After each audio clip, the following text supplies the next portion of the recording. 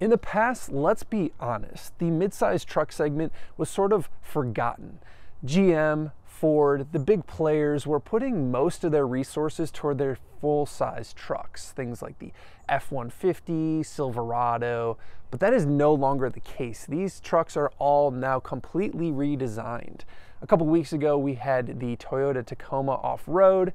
Next week, we get the Ford Ranger Raptor, but this week, we get the GMC Canyon, mechanically identical essentially to the Chevrolet Colorado. And what we're going to do is figure out which one is king of the midsize truck segment by taking a look outside, inside. I'm going to show you some of the features and technology they pack in these things. We're going to cram a bike in the back of the bed to see how big they are, but also to see what features they're offering. And last but not least, we're going to take it on and off-road to see what they're like to drive. Let's start first with exterior, and we need to talk about not only the changes from the regular Canyon to this AT4X AEV package, but also how these trucks, Canyons, compare to the rest of the midsize trucks exterior-wise. Okay, so regular Canyon to AT4X AEV. You're getting with the AT4X a 1-inch lift with DSSV dampers. Those are huge in this segment, and you're gonna see how good they are out on the road. You also, with the AEV package, are getting things like steel front and rear bumpers, a blacked out wheel set, and even a spare tire carrier in the bed of the truck. It's a very expensive package though, at $10,000. We'll talk a little more about value later on and which one I would personally buy. Now, let's compare this to just the rest of the midsize trucks. Which one do you think looks the best? Leave a comment below. To my eyes, I'm a big fan of these Canyons and Colorados. I think they have the widest looking track. I love these giant wide fenders. You also get these DSSV dampers, which not only are fantastic riding, but they also look super cool because you could see them with the massive lift, and they just have the most presence to me personally. But leave a comment below as to which one you like. Before we get to the engine transmission, let's look at how high this hood line is. I'm 6'1" and this thing is up to my chest. Pretty wild for a mid-size truck. It's worth noting that I can't even get this vehicle into my standard 7-foot garage. The antenna itself hits the garage door on the way in, and I'm sure that would be fine for 1 or 2 times, but if you constantly did that day in, day out, I think you would destroy that antenna. So something to keep in mind. Now, the engine and transmission here. 2.7 liter turbocharged 4-cylinder engine, pretty large displacement for a 4-cylinder, and this is their new corporate 4-cylinder. They're putting in really everything. This thing is even in the new Silverados, their full-size trucks. It makes good power, 310 horsepower and 430 pound-feet of torque. Pretty good for a 4-cylinder itself. This is paired with an 8-speed transmission, and we're going to be curious how these operate out on the road. Previously, GM had some problems with the 8-speed transmission, so hopefully they have that sorted by now. Now, the last thing, of course, to talk about is fuel economy. Never super great in off-road trucks, and this one's very simple. 16 miles to the gallon city, 16 miles to the gallon highway. We already talked about how this ZR2 is essentially mechanically identical to this AT4X, but what they're trying to do here with this GMC here on the interior is make it feel a little more upscale. So it does have some slightly nicer appointments. You know, regardless of that, I think we'll get more into value and how I would spec this truck towards the end of the video. But how does it compare to the competition? Well, I think the Toyota Tacoma does have a slightly more interesting design potentially. I do really like what Toyota did on the passenger side by putting Tacoma on the dash, and it just kind of has a little more presence to it. But that said, this still has plenty of technology, and I also really like how straightforward it is. It probably has my favorite infotainment of the bunch. Really simple menu structure here with this 11-inch screen, and it's also really good clarity and resolution. You couple that Apple CarPlay, Android Auto, wireless, of course. You couple that with these physical buttons for your HVAC, heated seats, cooled seats. I just hit a button. It's very nice. They're not the most tactile feeling buttons ever, but it's super usable. Same thing too with this row of buttons down here, which actually does feel a lot nicer. Your rear locker, your front locker, These are things that you get with the AT4X and ZR2. Even things like your lane centering on the highway and a auto all windows down button. These are just nice things to have, and you don't have to go digging through a menu in order to use them. On the topic of screens, we'll talk briefly about the gauge cluster. I think also the best in class, super great resolution, has a ton of different customizability to it. Big fan of that. Really, the elephant in the room here is the seating configuration, mostly the back seats. These front seats, though, are not terribly supportive. They do have lumbar support, but I don't find them particularly comfortable for long journeys, especially in a $70,000 truck. I would say in general, there's some cheap plastics in here and it just doesn't feel like a $70,000 truck. But once again, we'll get into what I think the best value version of this truck is. Now the back seats, just like I talked about with the Tacoma, there's just not a ton of room there for full-size adults. It does feel slightly bigger to me in here compared to the Tacoma. So if I had to be in one for a longer journey, it would be this truck. But overall, when I put the seat in the position that I want to be driving in and then get behind myself, it's quite tight. And for a relatively big vehicle, all things considered, that's a bit of a bummer. But either way, it's pretty consistent at all the trucks that you look at in this segment. I think it's time to head to the bed to see what kind of features they have back there and also how much room there is. A couple notes about the bed of the Colorado. First, most trucks these days are putting inverters so you can plug in your 120 volt items. This AT4X is no exception with a single outlet located in the bed. Additionally, it's worth noting the Colorado and Canyon no longer get extended bed options. Regardless of the trim, you are stuck with a 5-foot bed. This may not be a big problem for some people, but if you want a 6-foot bed, you're gonna have to take a look at a Toyota Tacoma. We already know for cool points you're going to hang your bike off the tailgate, and rest assured the Canyon can do that. As always, if you enjoyed the bike test, make sure you're hitting that subscribe button and leaving a comment below so you don't miss future videos.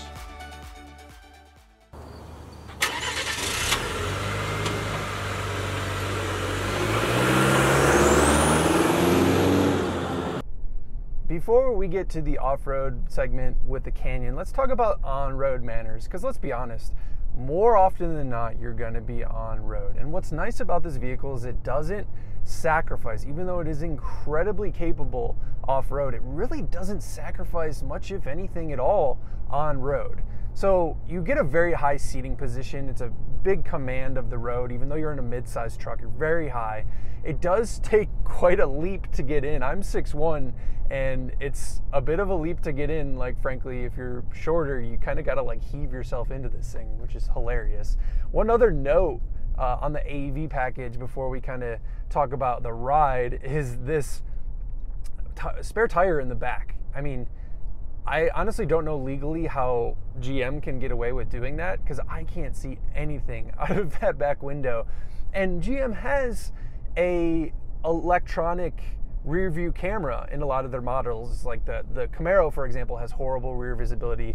They have a electric camera or electronic camera that would allow you to at least see behind the car. It's kind of insane. So while it does look cool, it's not super functional. But getting back to the on-road manners, it's incredibly quiet, actually. Really surprisingly low amount of wind noise, surprisingly low amount of road noise as well, given that we have these massive off-road tires. And this vehicle has 4,000 miles on it. It's not like it's brand new. I know when you get brand new off-road tires, they're usually pretty quiet until you break them in, until you get some heat cycles in, until you get some miles on them. But this thing is actually like fantastic in terms of quietness. It handles incredibly well. We'll talk more about how it does off-road, but on-road, it just has such great road manners with these DSSV spool valve dampers. They are fantastic to work with, and they also really allow you a certain level of luxury. Luxury comes in weird different ways. You know, there's multiple forms of comfort and, you know, opulence with luxury. But what this does is allows you to just run over everything with zero abandon. Giant wheels and tires, suspension that soaks up any speed bumps or any just like drainage ditches that you have to go over. You just plow over them. And there is a certain level of luxury to that. The last thing that I'll say on roads is the engine. So all the cars or trucks that we're going to look at here, the Toyota Tacoma with the hybrid powertrain, the Ranger Raptor with the 6-cylinder, this is going to be essentially the slowest to 60, but it never feels like massively labored. It always feels to me kind of like it has an adequate amount of power. Not an excess amount of power, not fast, not quick, but it has an adequate amount of power. And that's probably the biggest complaint that you might have with this vehicle, is just compared to some of the other competitors, it doesn't have as much power. That really the Toyota, you know, essentially has more or less the same-ish 4-cylinder engine in terms of like displacement. This one has a little more, but that has an electric motor paired with it, and it really augments a lot of the kind of low down stuff. This turbo does spool quickly, and the fact that it's a 2.7 liter feels like it has more displacement to get you going quicker. So by no means a bad engine, but I do think GM has put a lot of resources into making sure that this thing probably lasts as well. Time will tell on that regard. But let's take this thing off-road and see what this is really meant to do. One other note to go along with the engine is the transmission. This 8-speed was flawless the entire time I had this truck, and that's something that I couldn't say for that Tacoma that I drove. So props to GM for seemingly fixing this 8-speed.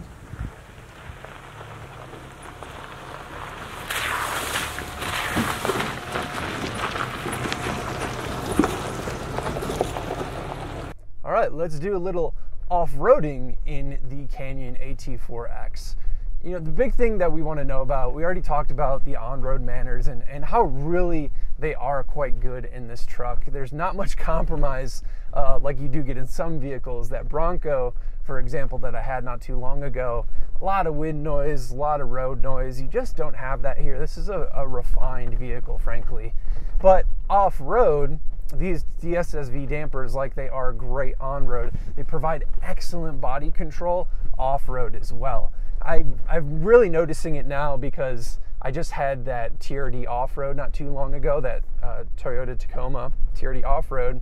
And while it is a good truck and it is plenty capable off-road, a lot of extra body motions off-road, really kind of, you know, bucking Bronco when you would go over large rocks and ruts. This thing is so well damped and just soaks things up. I haven't even aired down here. Would really ideally do that for maximum comfort, but we're at like 32 PSI of tire pressure. Not ideal for off-road, but it's still really solid here. And here's the thing, I mean, this additional 1-inch lift that this truck has, these massive tires, there is so much ground clearance with this thing. The ground clearance, the big wheels and tires, and the fact, the spool valve dampers, of course, but also the fact that you have front and rear lockers makes this actually complete easy mode off-roading. I mean, you don't even have to try. Now, granted, we're on a pretty easy entry-level off-road, but I'm not about to destroy GMC's beautiful vehicle. This is what we would consider a, you know, run-of-the-mill off-road trail for a lot of stock vehicles. This is called Switzerland Trail, and it is absolutely gorgeous. I believe pretty aptly named. I've never been to Switzerland. However, if based on the photos I've seen, it probably doesn't look far off of this. But it's a great little trail, good for testing, like I said, stock trucks. And this is just easy work for this thing.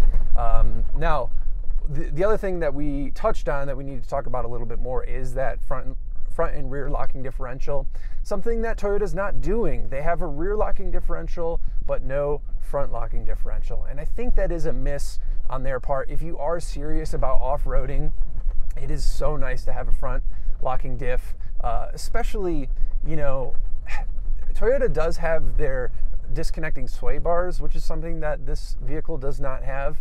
And that is a nice to have, but I think I'd probably rather have that front locking diff, especially if something that's, you know, this off-road focused in their lineup, and then more specifically too, just the fact that it would be factory installed. You can of course install this stuff aftermarket, but bit of a hassle. Is it going to be as quality as something factory? Who knows? All of this package, and we're going to talk a little bit more about this AEV package. You do also get these cameras, which are really nice for being able to see what's going on in front of me on this off-road trail. I could see the rocks, stuff that I can't see beyond the hood. That is something that was missing in that Bronco Everglades that I was in, that it was such a high vehicle and such a high roof line, or hood line, excuse me. Not having that front camera was a bit of a bummer, so it's nice that they have it here. GM really takes their performance vehicles and their off-road vehicles seriously. They don't give you sort of like these pseudo sticker badge jobs where they slap an off-road sticker on and, you know, don't really do much hardware-wise. This thing is built to go off-road, and we already talked about doesn't compromise much on-road. Now, the last thing that I'll say about this vehicle as we wrap this up is the value. I think if you, of course, just have money to burn, this AEV package on the Canyon is super rad. I mean, you get all the things that you're probably going to want to put on anyways. Metal bumpers, you know, give you more clearance, rock sliders, you get that tire carrier, which is questionable in terms of visibility.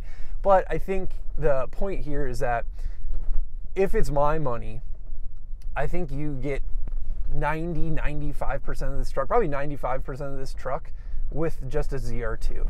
And it would save you about 20 grand. So this truck as spec'd with the AEV package is you know, spec'd out as you can get, is $70,000 right around. The ZR2 without the Bison package, so you are gonna miss out on some of the rock sliders and stuff, around 52 grand. That's almost a $20,000 savings. That's what, 30-40% in just the cost of the vehicle, but you are still going to get all the important good stuff. Front and rear locking differentials, spool valve shocks, this lift, this 1-inch lift, bigger wheels and tires. You're going to be able to do this trail just about the same as you would otherwise be able to. So that's what makes this truck a bit of a hard buy. I mean, it exudes coolness. It has a cool factor to it, and it's hard to put a dollar value on that, which is why this truck is so expensive. But for my money, that's the way I'm going, if I'm stuck on a Canyon or Colorado for that matter. Now, in terms of, I did enjoy that TRD off-road quite a bit. I like that hybrid power chain, which I'm surprised I'm saying. But to me, this is so far where my money would go. We haven't driven the Ranger Raptor yet, and that will be our deciding video next week on which truck is crowned midsize off-road king. But so far, I'm liking this one more. This to me is a better overall package. Once again, keep the cost low, more in the ZR2 model. And to me, even though you get kind of horrendous fuel economy in this truck, I think it is kind of a better buy, at least to me, for my needs, compared to that TRD off-road. But that said, so far, man, both these trucks are awesome. So if you buy either one, you're going to be super happy, and it really does kind of more come down to preference. So let me know what you guys think in the comments below. I really appreciate you coming along for the ride. As I said, next week, Ranger Raptor. It's going to be awesome. Looking forward to that. We're going to see how it compares, and then I will crown the midsize truck king. Thanks for coming along, guys. If you made it this far in the video, consider hitting that subscribe button. Appreciate it very much. See ya.